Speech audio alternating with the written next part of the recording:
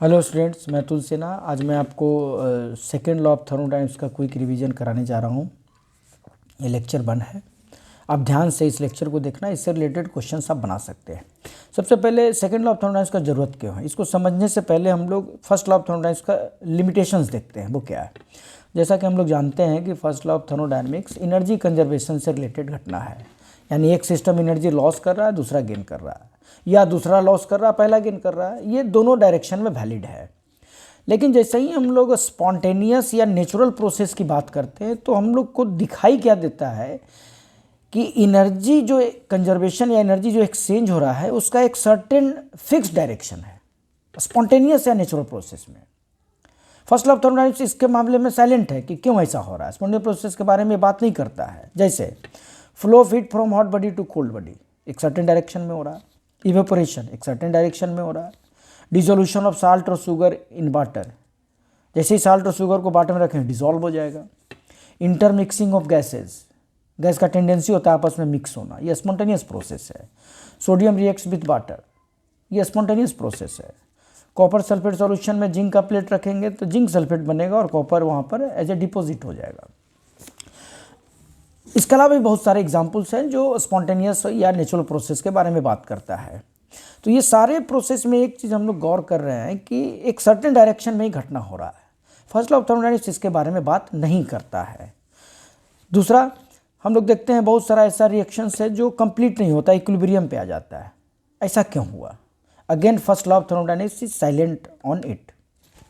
Third, Carnot engine का efficiency 100% नहीं हो सकता है, मतलब 100% कन्वर्सन उसके हीट को वर्क में नहीं कर सकते हैं अगर वो स्पॉन्टेनियसली वर्क करता है। तो आखिर ये हीट कहाँ कन्वर्ट हो रहा है, ये सारी बातें सेकेंड लॉ ऑफ थर्मोडायनेमिक्स में हमको समझ में आने लगेगी। तो चलिए, ये तो क्लियर हो गया कि first law of thermodynamics sufficient नहीं है एनर्जी एक्सचेंज को समझाने के लिए, खास करके जब प्रोसेस स्पॉन्टेनियस हो। तो आगे बढ़ने से पहले सबसे पहले हम लोग स्पॉन्टेनियस और नॉन स्पॉन्टेनियस प्रोसेस को समझते हैं। स्पॉन्टेनियस प्रोसेस उस तरह के प्रोसेस को बोलेंगे जो दिए गए कंडीशन में जिसका नेचुरल टेंडेंसी हो अपने आप होने का, या जिसको अगर इनिशिएट कर दें तो कंटिन्यू हो जाए, जैसा कि कंबशन या बर्निंग के केस में होता है। इसको एक्सटर्नल सपोर्ट का ज़रूरत नहीं है कंटिन्यू होने के लिए। इसका जस्ट उल्टा है non spontaneous. Non spontaneous process तभी होगा जब एक्सटर्नल सपोर्ट उसको मिलता रहे, ये ध्यान में रखना है। ये बहुत सारा एग्जाम्पल्स है जो इस तरह के अभी हमने स्पॉन्टेनियस प्रोसेस के बारे में बात किया। ठीक है, चलिए आगे बढ़ते हैं। तो अब नेक्स्ट आता है कि आखिर स्पॉन्टेनियस प्रोसेस का क्राइटेरिया क्या होना चाहिए। तो पहला तो एक नेचुरल आंसर हम लोग को मिलता है कि अगर मिनिमम एनर्जी अटेन करता है सिस्टम या कोई प्रोसेस तो उसकी एक वहाँ पर एक संभावना है, एक पॉसिबिलिटी है कि वो स्पॉन्टेनियस होगा। ये नेचर का रूल भी है कि मिनिमम एनर्जी की ओर जनरली प्रोसेस मूव करता है, तो ये एक पॉसिबल क्राइटेरिया है। लेकिन यहाँ पर देखो बहुत सारा एक एग्जांपल्स मैंने आपको दिखाया है जिसमें एक एनर्जी अलग अलग है। यहाँ देखो एक्सोथर्मिक है, हीट लॉस हो रहा है, यहाँ इंडोथर्मिक है, हीट गेन हो रहा है। यहाँ पर किसी तरह का इंथैल्पी हीट इन्वॉल्वमेंट नहीं है, जैसे कंबशन में हीट लॉस होगा, हीट रिलीज होगा। अमोनियम क्लोराइड का डिसोल्यूशन इंडोथर्मिक है, हीट एब्सॉर्ब करता है। मिक्सिंग ऑफ गैस आइसोथर्मल अगर है तो डेल्टा एच 0 है। ये तीनों प्रोसेस स्पॉन्टेनियस है, लेकिन इसमें एनर्जी का कोई सर्टेन फिक्स्ड क्राइटेरिया नहीं है। ये अलग बात है कि पॉसिबल क्राइटेरिया हो सकता है, बहुत हाई एनर्जेटिक केस में है तो एनर्जी लूज करेगा। लेकिन इस तीनों में जो एक कॉमन चीज़ है वो है रैंडमनेस, डिसऑर्डरनेस। अब ध्यान से इस तीनों एग्जाम्पल को देखना। पहले इसको देखो, अमोनियम क्लोराइड में पार्टिकल्स सॉलिड स्टेट में है, अपने पोजीशन पे फिक्स है। जैसे ही वाटर में डिसॉल्व करेंगे तो ये फ्री हो जाएगा पार्टिकल्स। यहाँ पर रैंडमनेस, डिसऑर्डरनेस या मोशंस ये बढ़ता है। तो ये एक चीज़ तो क्लियर हो गया कि इसमें डिसऑर्डरनेस बढ़ रहा है। चलो यहाँ देखो, यहाँ भी कंबशन का केस है तो यहाँ भी डिसऑर्डर बढ़ रहा है। कैसे बढ़ रहा है? ये हीट रिलीज किया तो सराउंडिंग को हीट मिला, तो सराउंडिंग में जो एयर का मॉलिक्यूल्स है या और भी सब्सटेंस है जिसका टेम्परेचर बढ़ा होगा उसका मॉलिक्यूलर मोशंस भी बढ़ा होगा। तो ओवरऑल यहाँ पर रैंडमनेस बढ़ता है। केवल चूँकि जनरली हमारे सामने जो प्रोसेस होता है वो सिस्टम और सराउंडिंग दोनों कॉन्टेक्ट में है, तो सिस्टम पे केवल नहीं सोचना है, आपको ये भी देखना है कि उस प्रोसेस में क्या सराउंडिंग का भी इंट्रॉपी बढ़ रहा है क्या, और अगर नेट इंट्रॉपी इंक्रीज है तो वो नेचुरल प्रोसेस है, स्पॉन्टेनियस प्रोसेस है। उसी तरह से मिक्सिंग ऑफ गैसेस, गैस अगर मिक्स होगा तो डिसऑर्डरनेस बढ़ेगा, क्योंकि शुरुआती दौर में गैस अलग अलग प्योर फॉर्म में था, मिक्स होने के बाद यहाँ पर डिफरेंट मॉलिक्यूल्स आ गया तो डिसऑर्डरनेस बढ़ गया। तो कहने का सेंस है कि ये तीनों एग्जाम्पल एक बहुत इंपॉर्टेंट क्राइटेरिया को बता रहा है कि tendency to attain maximum randomness, ये मेन क्राइटेरिया है।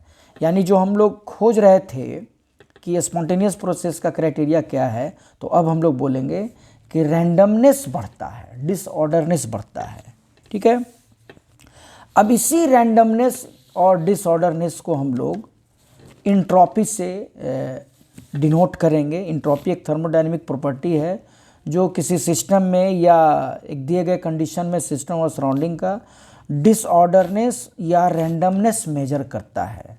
और किसी भी स्पॉन्टेनियस प्रोसेस में इंट्रॉपी यानी डिसऑर्डरनेस, रैंडमनेस बढ़ता है। This is second law of thermodynamics. ये 3 एग्जाम्पल से आपको समझ में आ गया होगा कि एनर्जी कोई मेन क्राइटेरिया नहीं है, मेन क्राइटेरिया है, सोल क्राइटेरिया है रैंडमनेस बढ़ना। वो सिस्टम का भी बढ़ सकता है और सराउंडिंग का भी बढ़ सकता है। ठीक है, तो चलिए आगे बढ़ते हैं। अब इंट्रॉपी का कैरेक्टरिस्टिक क्या होना चाहिए?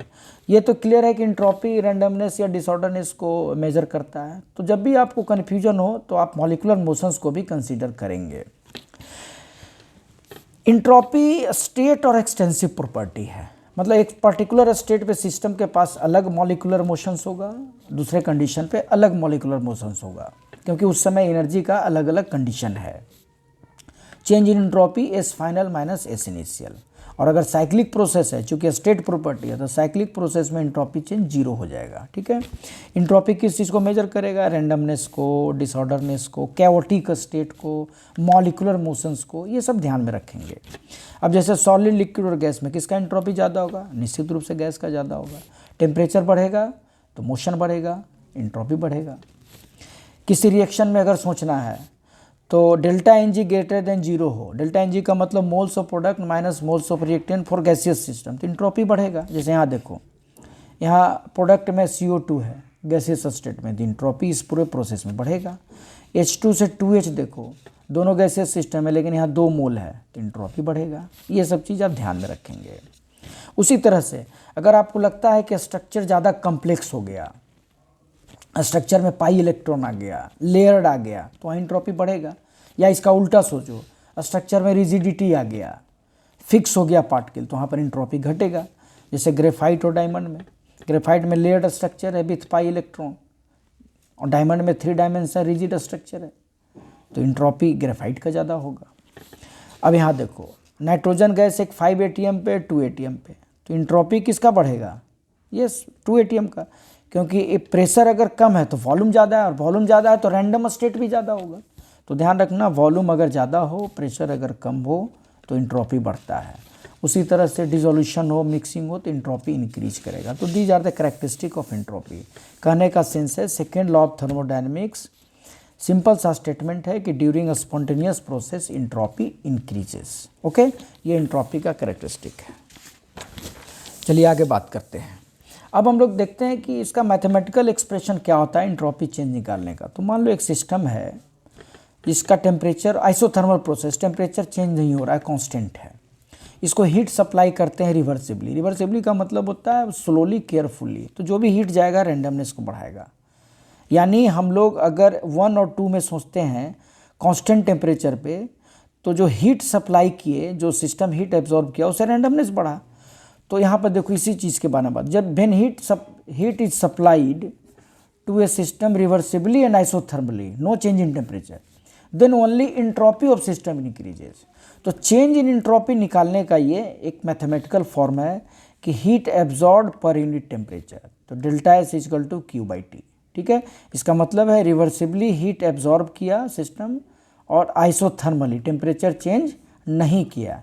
ये ध्यान में आप लोग रखेंगे। ओके, अच्छा एक चीज़ और यहाँ ध्यान देना कि आपको नज़र भी आ रहा होगा कि T बढ़ने पे इंट्रॉपी बढ़ता है, लेकिन इंट्रोपी चेंज, ध्यान देना, इन्वर्सली प्रोपोर्शनल टू टेम्परेचर है। इसका मतलब है कि सिस्टम अगर लोअर टेम्परेचर पे है तो इंट्रोपी चेंज एक सर्टेन स्टेट में जाने पे ज़्यादा होगा। वही सिस्टम अगर हाइयर टेम्परेचर पे है तो हायर इंट्रोपी है, तो सेम फाइनल टेम्परेचर जाने में इंट्रोपी चेंज कम होगा। तो ध्यान रखना, entropy change is inversely proportional to temperature but entropy is directly proportional to temperature. चलिए अब आगे बढ़ते हैं। अब हमारे पास now we have final criteria of spontaneity. अगर सिस्टम आइसोलेटेड हो, मतलब सराउंडिंग के कांटेक्ट में नहीं हो, तो आप केवल और केवल सिस्टम पे कंसीडर करेंगे, केवल सिस्टम पे करेंगे। यानी डेल्टा एस अगर सिस्टम पॉजिटिव है तो बोलिएगा स्पॉन्टेनियस, डेल्टा एस सिस्टम अगर निगेटिव है तो बोलिएगा नॉन स्पॉन्टेनियस, और अगर डेल्टा एस जीरो है तो आप बोलिएगा इक्विलिब्रियम। लेकिन अगर सिस्टम ओपन सिस्टम हो, ये रियल प्रोसेस है, मतलब सिस्टम और सराउंडिंग कांटेक्ट में है, तब उस स्थिति में आपको डेल्टा एस टोटल सोचना पड़ेगा, system plus surrounding, system plus surrounding. Okay, आपको डेल्टा एस टोटल सोचना है, सिस्टम प्लस सराउंडिंग। ये दोनों अगर ऐड होके पॉजिटिव आ जाए तब बोलिएगा स्पॉन्टेनियस, ये दोनों ऐड होके नेगेटिव आ जाए तब बोलिएगा नॉन स्पॉन्टेनियस, और दोनों ऐड होके जीरो आ जाए तब बोलिएगा एट इक्विलिब्रियम। इस चीज़ को मैं यहाँ पर थोड़ा सा एक्सप्लेन कर देता हूँ। मान लो सिस्टम और सराउंडिंग थर्मल इक्विलिब्रियम में है, दोनों का टेम्परेचर सेम है, तो सिस्टम अगर हीट लॉस करता है तो सराउंडिंग गेन करेगा, चूँकि रिवर्सेबल प्रोसेस है। तब यहाँ पर डेल्टा एस टोटल क्या हो जाएगा, delta S system plus surrounding. तो सिस्टम के लिए मान लो क्यू है, सराउंडिंग के लिए माइनस क्यू हो जाएगा, तो ये क्यू बाई टी, ये भी ये माइनस क्यू बाई टी, चूँकि थर्मल इक्विलिब्रियम है तो टेम्परेचर सेम, ये दोनों कैंसिल हो जाएगा, ये जीरो हो गया। तो रिवर्सेबल प्रोसेस में या एट इक्विलिब्रियम पे डेल्टा एस टोटल हमेशा जीरो होता है। चलो अब देखते हैं अगर इरिवर्सेबल स्पॉन्टेनियस प्रोसेस हो, मतलब ये घटना घट रहा हो, तो मान लो सिस्टम T1 पे है, सराउंडिंग T2 पे है, और T1 ज़्यादा है, तो क्या होगा, सिस्टम हीट लॉस करेगा। तो देखो यहाँ पर तब डेल्टा एस टोटल कैसे कंसीडर करेंगे, तो delta S system plus delta S surrounding. System heat loss किया तो minus Q by T1, surrounding gain किया तो प्लस क्यू बाई T2, इसको कॉमन लेंगे तो Q T1 minus T2 by T1 into T2। अब ध्यान देना T1 ज़्यादा है तो ये हमेशा पॉजिटिव होगा।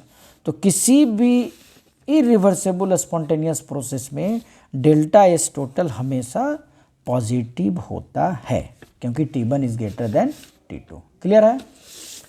चलिए अब आगे बढ़ते हैं। अब हम लोग बात करते हैं entropy change for gaseous system. तो गैसियस सिस्टम पे लिए इंट्रोपी चेंज निकालने का कुछ सर्टेन एक्सप्रेशन है, वो आपको याद रखना है, डेरिवेशन ज़रूरत नहीं है। तो देखो हमारे पास फर्स्ट लॉ ऑफ थर्मोडायनेमिक्स से Q बराबर delta U plus P delta भी, और ये डेल्टा एच के बराबर ही है फर्स्ट लॉ से।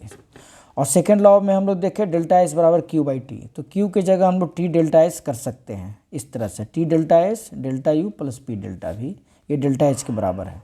अगर इनफाइनाइट सिमल चेंज है, नेग्लिजिबल चेंज है, तो यहाँ डेल्टा के जगह D, T D S D U plus P D V बराबर डी एच भी कह सकते हैं। तो चलो हम इसको पहले D U plus P V पे सोचते हैं, ठीक है।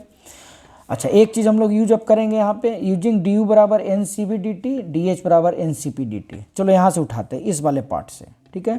तो टी डी एस बराबर D U plus P D V, तो डी एस बराबर हो जाएगा D U plus P D V by T, D U की जगह N C B D T by T, और पी डी वी की जगह पी के जगह एन आर टी बाई भी, तो टी टी कैंसिल हो जाएगा तो N R D V by B. अब इसको 1 से 2 इंटीग्रेट कर देंगे तो ये हो जाएगा S2 माइनस S1 यानी चेंज इन एंट्रोपी। ये हो जाएगा N C B D T by T का इंटीग्रेशन 1 से 2, N R D V by B का इंटीग्रेशन 1 से 2, तो ये हो जाएगा N C B L N T two by T one, ये हो जाएगा N R L N V two by V one. ये हो गया entropy change for gaseous system.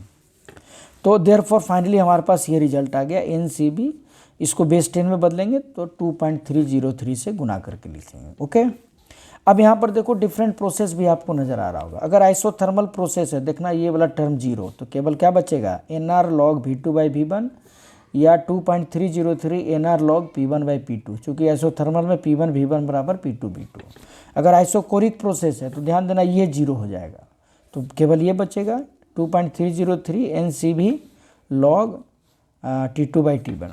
अगर आइसोबेरिक प्रोसेस है तो आइसोबेरिक प्रोसेस में क्या करना, TDS को DH यानी NCP/dt कर देना। यहाँ से तुम्हारे पास 2.303 NCP log T2/T1 आ जाएगा। ओके, अगर आइडियाबेटिक प्रोसेस हो, बहुत इंपॉर्टेंट है, तो Q0 डेल्टा S बराबर Q/T, ये भी 0, यानी no change in entropy, S initial बराबर S फाइनल।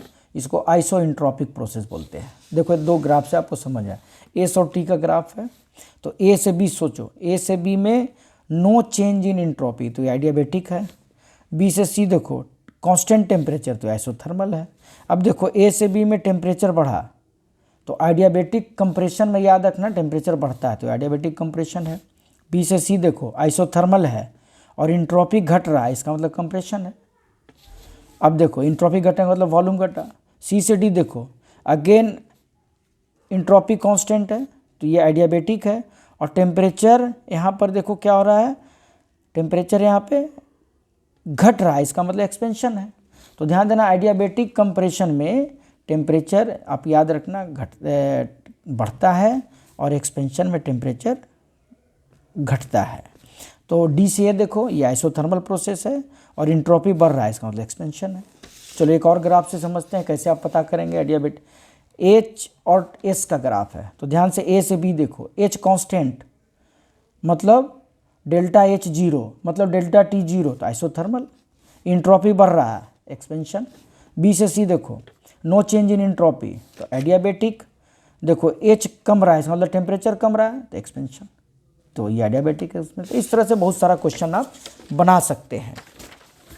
अब हमारे पास इंट्रॉपी से रिलेटेड फाइनल है कि अगर आइसोथर्मल मिक्सिंग हो गैस का तो इंट्रॉपी चेंज क्या होगा।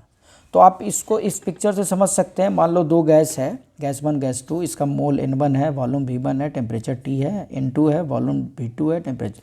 इसको मिक्स करते हैं, इस वाल्व को ओपन कर देते हैं तो दोनों गैस मिक्स हो जाएगा। अब देखो गैस 1 के लिए सोचो तो डेल्टा S1 हो जाएगा कितना, NRln final volume by initial volume. अभी आपको हम यहाँ पर समझाए थे आइसोथर्मल के केस में। देखो अगर आइसोथर्मल है तो ये वाला लगाना V2 वाला, तो ये हो जाएगा 2NRln V फाइनल कितना हो जाएगा, शुरू में गैस 1 में था, मिक्स होने के बाद गैस का वॉल्यूम V1 प्लस V2 हो गया, तो N1R log V1 plus V2 by V1 final volume by initial volume. इसको उल्टा कर देंगे तो V1 by V1 plus V2 तो minus N1R ln V1 by V1 plus V2। अब ध्यान देना ये वॉल्यूम फ्रैक्शन है तो कांस्टेंट T और P पे ये मोल फ्रैक्शन हो जाएगा। क्लियर। गैस 2 के लिए सोचेंगे तो डेल्टा S2 आ जाएगा minus N2R ln mole fraction of gas 2। तो during mixing delta S total कितना हो जाएगा, delta S1 plus delta S2 दोनों को ऐड कर देंगे तो ये फाइनल रिलेशन आपके पास आ जाएगा। डेल्टा S टोटल यानी during isothermal mixing minus NR x1 ln x1 x2 ln x2।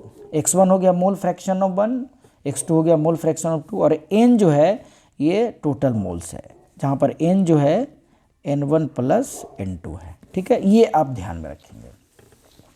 चलिए अब हम लोग बात करते हैं phase change during entropy change during phase transformation. Phase change होता है सॉलिड से लिक्विड, लिक्विड से गैस, तो उस समय एंट्रोपी चेंज क्या होगा। ध्यान देना फेज चेंज एक इक्विलिब्रियम प्रोसेस है, रिवर्सिबल प्रोसेस है जो कांस्टेंट टेम्परेचर पे होता है। तो सॉलिड से लिक्विड मेल्टिंग पॉइंट पे इसी समय फ्यूजन भी होगा, इसी समय फ्रीजिंग होगा। लिक्विड से गैस सोचना बॉइलिंग पॉइंट पे, इसी समय वेपराइजेशन, इसी समय कंडेंसेशन।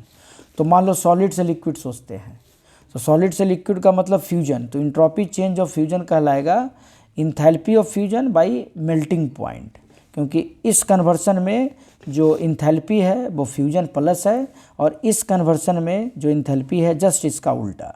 तो सॉलिड से लिक्विड जाने में हीट एब्जॉर्ब होगा, लिक्विड से सॉलिड जाने में हीट रिलीज होगा। तो यहाँ डेल्टा एच फ्यूजन, यहाँ माइनस डेल्टा एच फ्यूजन। इसी तरह से लिक्विड से गैस में delta H vaporisation plus gas से लिक्विड में माइनस डेल्टा एच वेपराइजेशन। तो लिक्विड से गैस में भी आप इंट्रोपी चेंज वेपराइजेशन कैलकुलेट कर सकते हैं। तो इस तरह से हम लोग, जैसे सब्लिमेशन है सॉलिड से गैस, तो entropy change for sublimation delta H sublimation by T. यहाँ से आप लोग को क्वेश्चंस पूछता है, ये सब एक्सप्रेशन में सभी वैल्यू दिया रहेगा, melting point boiling point calculate करने के लिए आएगा। आप ध्यान से इस पूरे लेक्चर को देख लेना। आपको सेकेंड लॉ से रिलेटेड, खासकर इंट्रॉपी से रिलेटेड क्वेश्चन बनने लगेगा। Okay, thank you.